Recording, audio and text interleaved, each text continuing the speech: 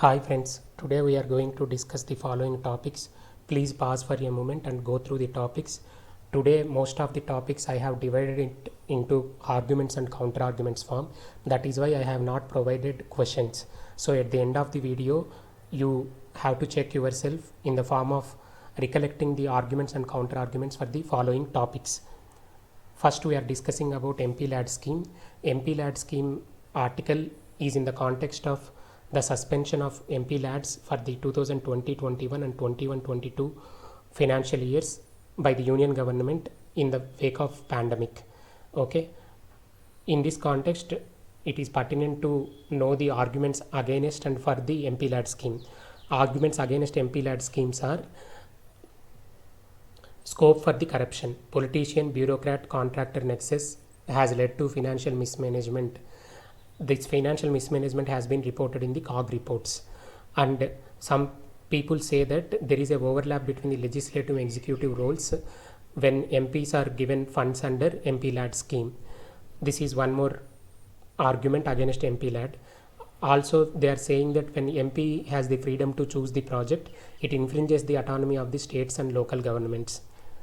At the same time, there are counter arguments for these arguments which we discuss now. For example, with respect to corruption, some of the proponents say that there is no empirical data to support the argument of corruption. And they are saying, with respect to separation of powers, what they are saying is MP only identifies the project, but the implementation is actually taken care by the district and local authorities. So it is not a very strict violation of the separation of powers. Article 50 of the Indian Constitution talks about the separation of powers. So what Supreme Court said in one of the cases in Beams, that is Beam Singh case, in modern governance, strict separation of powers is neither possible nor desirable. So you can counter the argument of separation of powers by using this judgment. So you should mention the judgment name in your answers. That will get you extra marks. Okay. One more argument for MP-LAD scheme is under the MP-LAD scheme, even the opposition party MPs get their funds. So in that case, the constituency from which the opposition party MP got selected, those constituency people need not be worried, because if the ruling party is some other party from the MP, then they may have the apprehensions that government may not concentrate on them. In that case, MP scheme of 5 crore, that 5 crore per annum will be helpful for the constituency development. So in that way also it will lead to inclusive development, not the regional imbalances. Okay. One more important point under the MP-LAD scheme is 15% of the 5 crore is allocated for the development of SCs, 7.5% is allocated for the STs, and 20 lakhs in that 5 crore rupees per annum is allocated for the differently abled people. So it is addressing the development aspirations of the underprivileged people. Finally, the last counter argument counter argument to the against thing is undermines the prestige of MPs vis-a-vis MLAs. What does it mean is, if you discontinue the MP-LAD scheme, what happens is, already in some states MLAs have the MLA-LAD scheme. Under that scheme they get around 6 crores in Kerala. When MPs have no such provision, it will be undermining the prestige of the MPs vis-a-vis MLAs. Now we will move on to the next topic, that is for better conditions of work. This article is written in the context of migrant labor moving back to their home states, and at the home states they may not have the adequate work. In that scenario, what can be done? That is what the main content of this article. So the author is suggesting that migrant workers can form the cooperatives or unions. Why is it that there is a need to form the unions or cooperatives? You can see here, for example, in the migrant laborers, there are some tailors also who used to work in cities. So now they came back to their villages. Now a set of tailors can form a cooperative, and they can form a contract with the textile industries or garment manufacturers, and without any middleman. So when they are a cooperative kind of group, then they will have the bargaining power. They can negotiate on equal footing. So this is one suggestion given by the author. The second thing is, of course, not all people are tailors and not all people's skills will find immediate local market. In that case, those people can move to nearby cities. I mean, not exactly to the other states. For example, UP, Bihar people, you would have seen that they went to Maharashtra and the other and the southern states, and now they went back to their home states. So within their home state, in the city markets, they can form a union kind of thing where they can bargain for the better wages and living conditions, which will prevent the exploitation. So this is one more thing. For example, there will be some seasonal markets. For example, during the wedding season, there are separate labor required who will provide the wedding related services. So in such cases, there will be a demand for such kind of skilled people. So those people can form a group and negotiate with the event organizers. This is another way of addressing the migrants' concerns. Third thing is MGNREGA funds. Though MGNREGA funds are meant for the manual work under normally to create the infrastructure and the physical assets in the rural areas. Now, considering the abnormal circumstances of COVID, MGNREGA funds to some extent can be used for enabling the artisans and women to market their products. So connecting them through the internet and giving them publicity in the Facebook or Google ads. So these things can be done by using the MGNREGA funds. This is another suggestion given by the author. Finally, okay, these are the things which have been discussed in the article. Additionally, I am adding this point because I have come across this point in some other day's newspaper.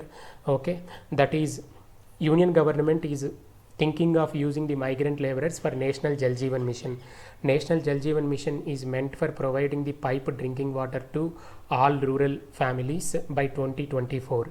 So in this mission, union government want to employ the migrant laborers, and also UP and Bihar are doing the skill mapping. They are doing the skill mapping to check the right industry for the migrant laborers who have come back from the other states. Okay, this is one thing.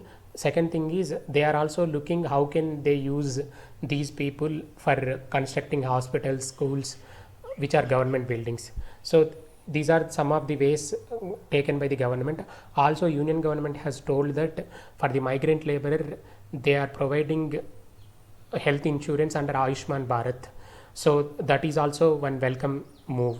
So all these things are recent initiatives taken by the union and state governments.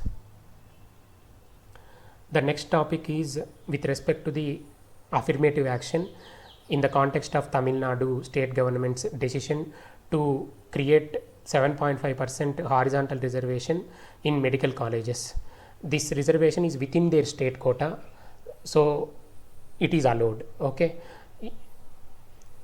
Now I am discussing in this context both the arguments against this particular reservation and arguments for this particular reservation. I am not discussing for the entire reservation issue. I am discussing only in the context of horizontal 7.5% reservation of the state's quota of seats in medical colleges of Tamil Nadu government. Okay, in that scenario, the arguments against this reservation we have to examine. First, I will tell you what is the horizontal reservation and what is vertical reservation. Vertical reservation means, you know, that there is affirmative action for the scheduled caste, scheduled tribes people. So this is called vertical reservation, which is meant for SCs and STs. So it is under SC vertical certain seats and ST vertical certain seats are allocated, and also OBC certain seats are allocated. This is called vertical reservation. Horizontal reservation means if you take physically challenged people, for them also there is reservation. So this reservation is cutting across all the sections, SC, ST and OBCs, irrespective of whatever category they belong to, they will get the reservation under physically challenged people, under physical challenged category. So this kind of reservation which spans across multiple categories, SCs, STs, OBC, even in general category. So that is why it is called horizontal reservation as per my understanding. Okay. Now the arguments against this particular move by the Tamil Nadu government is, earlier Madras High Court quashed the horizontal quota of 25% in professional courses. Even medicine is a professional course. So some people are thinking that if someone files a petition, then Madras High Court may quash this reservation. They are saying, they are thinking in that way. Okay. Then arguments for is a panel, I mean argument supporting this reservation move is, what this recommendation has been given by a panel which has concluded that there is a cognitive gap among students of government schools compared to the private school students and compared to the CBSE students, because because medicine exam, that is NEET exam, is conducted nationwide. So the standard books were CBSE books. So but in state government, people follow state government books. So they think that there is a gap between, there is no level playing field between the state board students and the CBSE students, and especially the city students will have the provision for the central syllabus schools, and also they will have the coaching centers. So to provide the level playing field, to bridge that cognitive gap, this reservation is okay. That is what as per the views of some experts. Then reservation for differently abled, and this reservation for differently abled, as I discussed earlier, it also belongs to horizontal reservation. Okay. Reservation for differently abled is given in Karnataka and also for the rural students. So 15% reservation for the rural students is given in Karnataka. Okay. These two things can be quoted as supporting things. Then one is rural students and also reservation for differently abled, which falls under horizontal reservation. Then one more thing, there is nothing in NEET's rules against states providing special reservation out of their quota of seats. In NEET, for example, if you have a medical college in Tamil Nadu, for the medical college in Tamil Nadu will have certain quota for Tamil Nadu students. So the Tamil Nadu government has taken a decision to provide reservation only in its state quota of seats, not in other states quota. Okay. In Tamil Nadu quota only they are providing reservation, so it doesn't go against NEET rules. Okay. The other thing is national law universities. National law universities also provide horizontal reservation for students from the host states. So for example, if there is a national law university in Bhubaneswar, then Orissa students will get a certain quota in the National Law University of Bhubaneswar. So that also amounts to horizontal reservation. So all these things can be quoted as supporting the decision. Finally, the conclusion, you can say that while poor representation in professional courses from the vulnerable sections is a symptom, the causes are deep rooted. So till now the arguments, if you see, we are trying to address the symptom.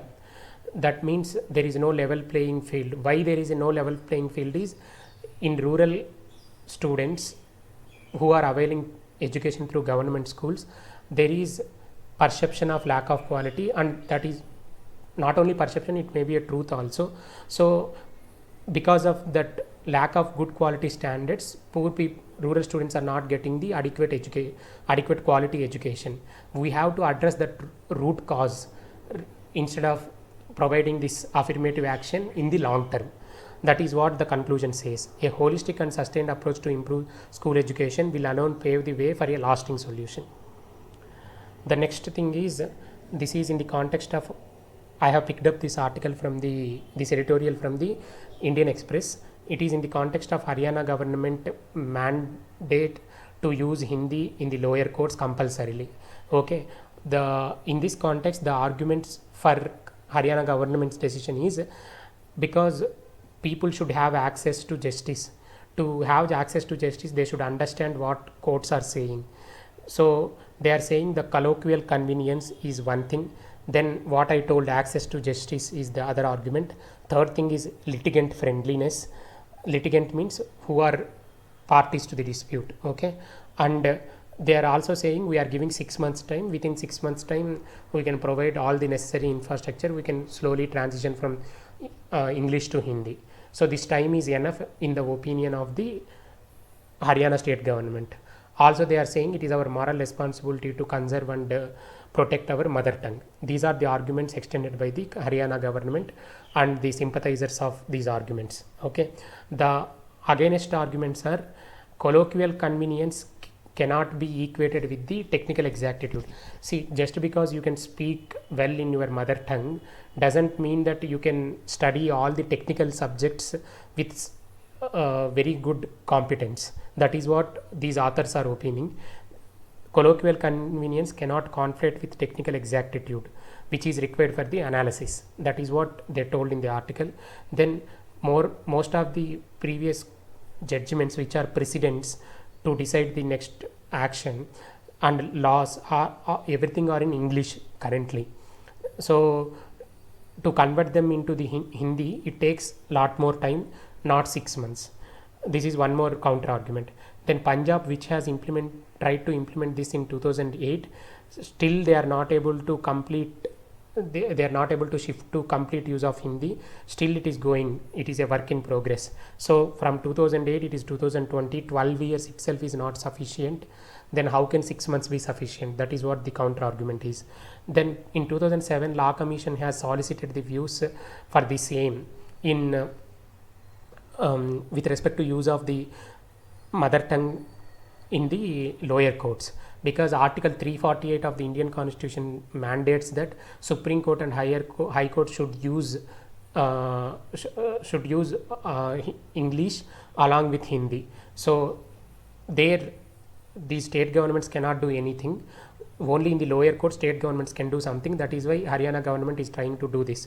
So in 2007, when Law Commission has solicited views to introduce this thing in lower courts, not in High Court or Supreme Court, then Justice B.N. Sri Krishna has told that at least 2 generations of lawyers are required. We have to nurture 2 generations of lawyers to communicate in Hindi and to argue for the cases in Hindi. It takes so much time, as per Mr. Justice B.N. Sri Krishna. Okay, then we have to see this issue from the practical standpoint rather than on the grounds of moral and emotive charm. This is the another argument extended by the authors. So what should be the roadmap? Roadmap is make the judgments available in regional languages, and it is being done by the Supreme Court now. Supreme Court makes its judgments available in regional languages because it wants to make the justice accessible to all the sections of the society. That is why it is making judgments available in regional languages. This can be done by even lower courts. And translation of basic law books. Basic law books have to be translated into the regional languages. Then only you can build the next generation of lawyers who can argue and look into the cases with the expertise in regional language. Then develop the necessary mechanisms and infrastructure to develop the capacity, knowledge and analytical accuracy required for legal interpretation. So it could be course curriculum, it could be workshops, it could be in libraries, whatever it may be. All those things we have to develop to bring the competence in regional languages on par with the present English. Okay, so conclusion, what is conclusion? What is required is not an abrupt imposition of governmental choice, but the gradual creation of atmosphere for all stakeholders to move towards adopting the language in their own interest. So it should be organic growth and it should be phased growth. It should not be imposed. Okay, that is what the authors are saying. And finally, today we are going to end the video with respect to dispute resolution topic, which is also related to ease of doing business. This article is written in the context of many businesses are failing to comply the contract obligations in the context of COVID-19. So this author is saying that the courts have to be cautious in pronouncing the judgments, because any one judgment will set a precedent for the other judgments, and if one judgment is not clear and consistent with the principles, then there will be a scope for misinterpretation, and it may hurt the interests of the businesses like insurance industry and others. So it would hurt the ease of doing business if we don't follow the clear principles. Okay, so what should be the clear principles were discussed in this article. First, to understand what authors are saying, we need to understand few key terms. One is force measure. So from now on I would use FM abbreviation instead of force measure. Force measure means an event that is beyond the control of the parties. For example, I want to take a bunch of papers from another supplier. I am the customer, he is the supplier. I am the buyer, he is the seller. Okay, in that case, if he is not able to supply those paper bundles to me because of some naturally, because of the cyclones or because of the transport related shutdowns, whatever it is, if he cannot supply, then that kind of events is called force majeure, an event that is beyond the control of the parties. It is not in the control of the seller, it is not in the control of the buyer, transport of the paper. So because of the lockdown, he is not able to supply paper to me, so it is beyond the control of both of us. That is why it can be called as a force majeure. Okay, an event that is beyond the control of the parties and renders contractual performance impossible.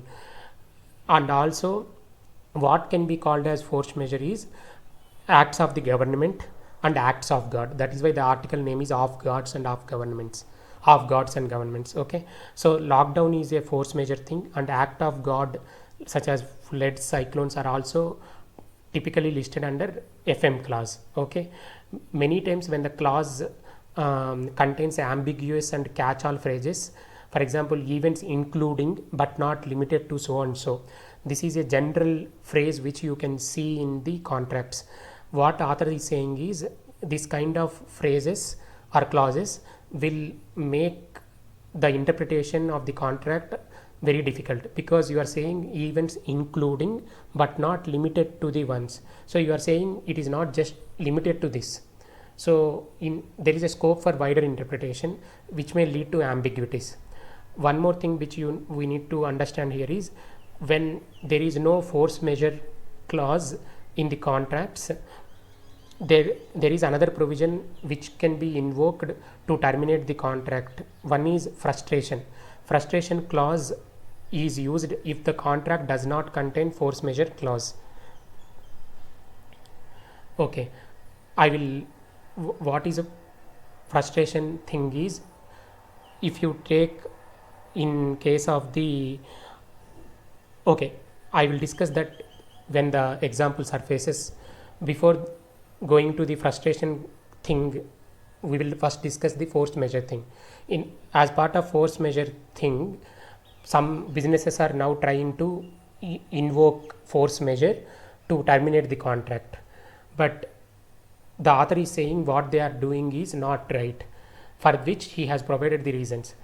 We will discuss that through examples.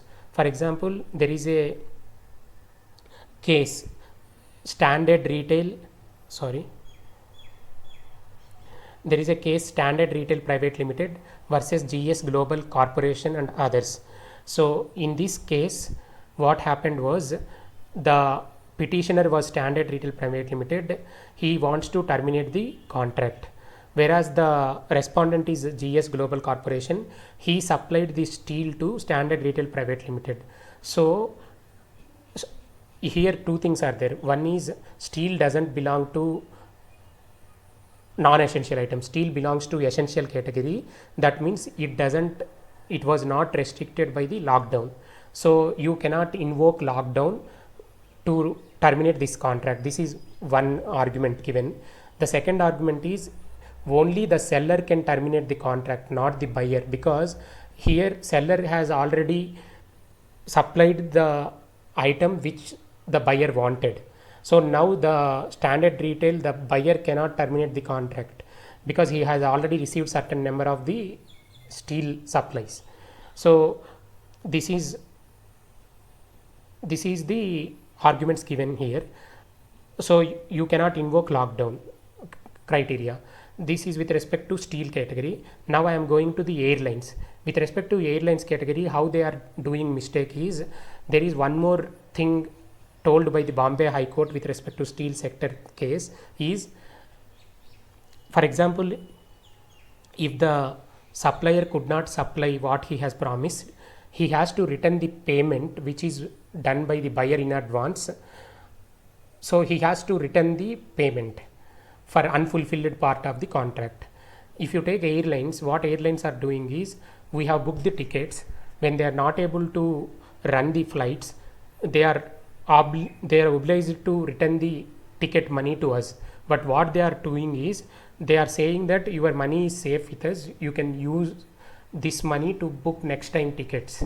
So this is not the right way of doing by the airlines as per the author. So here also there are two cases where that force majeure clause is invoked arbitrarily, which doesn't stand the legal scrutiny. That is what the author is saying here. And one more thing I want to tell about the frustration of contract.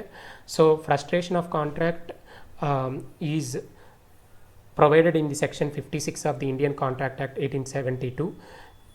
As per Supreme Court judgment in Satyabrata Ghosh case, what does this frustration of the contract means is, if a subsequent equent makes performance impossible or useless for one or the other party. For example, in our case, I mean airlines case, the buyer is the passenger. Because of the lockdown, you are not able to travel. So lockdown is the subsequent event here. Because of the lockdown, the performance of the contract has become impossible. That means the travel became impossible. So it became impossible for the buyer. It is for the passenger, also for the seller, that is the airlines. So in this case, you can invoke the frustration of contract clause. So the passenger can invoke this frustration of contract clause and can get the payment. But airlines cannot withhold the money by using the same clause. That is what the author is saying here. Hope I am clear in explaining to you. If you have any doubts, please mention in the comments. I will discuss in the next video in detail. Okay, there are few more examples with respect to the retailers and the shopping mall owners and similar kind of businesses. They are claiming for the rent waivers because of the lockdown. What they are saying is, since the businesses have not run, we are not in a position to pay the rents, so please waive the rent. But this kind of claim is untenable, because this loss is only temporary, and also these kind of things will be tenable when there is a damage to the property, rented property or leased property. Because of the damage to the property, if you are not able to run the business, then you can invoke this clause. Otherwise, you cannot claim the rent waiver based on the grounds of lockdown, because there is no physical damage. So one more thing is, property insurance claims require physical damage. I told with respect to rent, not only rent, if you want to claim the insurance for the property without damage to the property based on the lockdown, then it doesn't stand in front of the legal scrutiny, because insurance policies are very clear. By mistake, if any of the courts pass in favor of the businesses who are claiming rent waivers, the author is afraid that it may set a wrong precedent. Then insurance industries will go bankrupt, and next time no one would dare to venture into these things. Ease of doing business will fall, and it will go against the investments. This is what the author said. And finally, one more example I want to give you. Voyo recently has decided to suspend the payments to client hotels, citing the commercial unprofitability. But even this thing is not, it may not stand before the legal scrutiny as per the author, because in 1967 Naihati Jute Mills case, Supreme Court said contractual obligation becoming economically arduous is not ground for absolving a party of its commitment. So simply what it is saying is, economically unviable clause is not a ground for absolving a party from fulfilling its promise. because after all businesses will have the risks. You know that there will be risks, knowing that only you entered into the business. So when you know the risks of the business, you should be ready to pay, you should be ready to experience the consequences of those risks. You should not pass on those risks to the your clients. That is what the judgment says. So the way forward is, of course, that doesn't mean that there is no negotiation possible. There are negotiations possible. There is a mediation kind of dispute settlement mechanisms are available. So the parties of the contract can go for such kind of mechanisms.